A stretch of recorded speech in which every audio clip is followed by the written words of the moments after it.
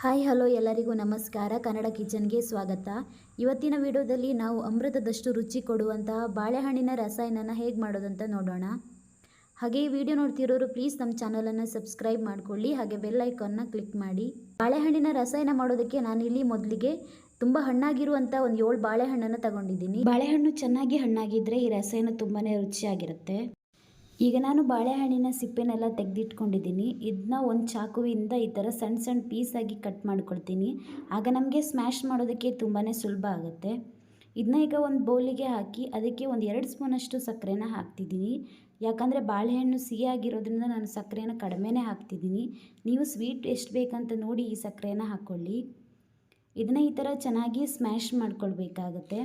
ಬೇಸಿಗೆಗಾಲದಲ್ಲಿ ಈ ಬಾಳೆಹಣ್ಣಿನ ರಸಾಯನ ಕುಡಿಯೋದಕ್ಕೆ ತುಂಬಾ ರುಚಿಯಾಗಿರುತ್ತೆ. ಹಾಗೆ ಮಾಡೋದು ಕೂಡ ತುಂಬಾ ಈಸಿ. ಬಾಳೆಹಣ್ಣು ಇದ್ದರೆ ನಾವು ಈ ರಸಾಯನನ ಮಾಡ್ಕೊಳ್ಬೋದು ಮನೆಯಲ್ಲಿ. ಹಾಗೆ ಇದನ್ನ ಚೆನ್ನಾಗಿ ಸ್ಮ್ಯಾಶ್ ಮಾಡ್ಕೊಂಡಾಗಿದೆ. ಇದಕ್ಕೆ ನಾನು 1/4 ಟೀ ಸ್ಪೂನಷ್ಟು ಏಲಕ್ಕಿ ಪುಡಿನ ಹಾಕ್ತಿದ್ದೀನಿ. ಹಾಗೆ 1 ಗ್ಲಾಸ್ನಷ್ಟು ಹಾಲನ್ನು ಹಾಕ್ತಿದ್ದೀನಿ. ಇದನ್ನೆಲ್ಲ ಹಾಕಿ ಒಂದು ಸಲ ಚೆನ್ನಾಗಿ ಮಿಕ್ಸ್ ಮಾಡ್ಕೊಳ್ಳಿ. ಈ ಹಾಲೆಲ್ಲ ಬಾಳೆಹಣ್ಣಿನ ಜೊತೆಗೆ ಚೆನ್ನಾಗಿ ಬೆರಿಬೇಕು, ಆ ಥರ ಇದನ್ನ ಮಿಕ್ಸ್ ಮಾಡ್ಕೊಳ್ಳಿ.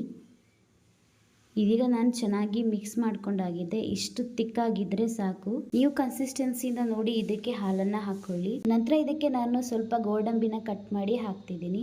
ಹಾಗೆ ಇದನ್ನ ಈಗ ಒಂದು 2 ಗ್ಲಾಸ್ಗೆ ಹಾಕ್ಕೊಳ್ತೀನಿ. ಹಾಗೆ ಇದಕ್ಕೆ ಗಾರ್ನಿಷಿಂಗೋಸ್ಕರ ಮೇಲೆಗೆ ಗೋಡಂಬಿನ ಹಾಕ್ತಿದ್ದೀನಿ.